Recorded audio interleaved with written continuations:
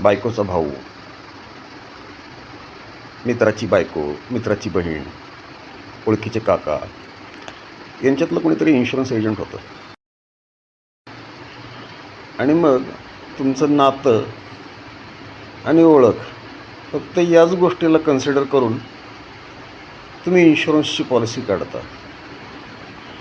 आणि त्या पॉलिसीबरोबर कालांतरानं काय होतं ते पहा पुढे. 100पैकी 50 ते 60 पॉलिसी ह्या 2 ते 3 वर्षात बंद पडतात. याचं मुख्य कारण हे असतं की इन्शुरन्स क्षेत्रामध्ये जी लोक एजंट होतात त्यांच्यातलं ड्रॉपआउटचं जे प्रमाण असतं हे वर्षाला साधारण 80 ते 90% असतं.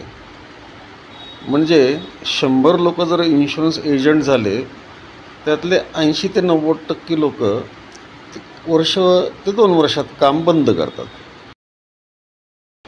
आणि मग ह्या त्यांच्या नैसर्गिक मार्केटमधनं काढल्या गेलेल्या पॉलिसी ह्या बेवारस होतात. बेवारस म्हणजे त्यांना सर्व्हिस देणारं कोणीच नसतं. आणि मग कालांतराने त्या बंद पडतात. आणि मग सगळं टोटल एकूण सगळंच नुकसान होतं तुमचं. यात हेल्थ इन्शुरन्सची पॉलिसी बंद पडणे खूप महागात जाऊ शकतं. टर्म इन्शुरन्सची पॉलिसी बंद पडणं महागात जाऊ शकतं. आणि मुळात तुम्ही काय पॉलिसी काढली आहे हेच बऱ्याच लोकांना माहिती नसतं.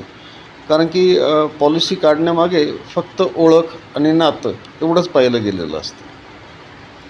तर पॉलिसी काढताना चांगला एजंट शोधा जो पूर्ण वेळ काम करतो, इन्शुरन्सचंच काम करतो आणि जो किमान एक 4-5 वर्ष सस्टेन झाला आहे इन्शुरन्स मार्केटमध्ये आणि तो रेग्युलर काम करतो आहे, अशा एजंटकडंच पॉलिसी काढा.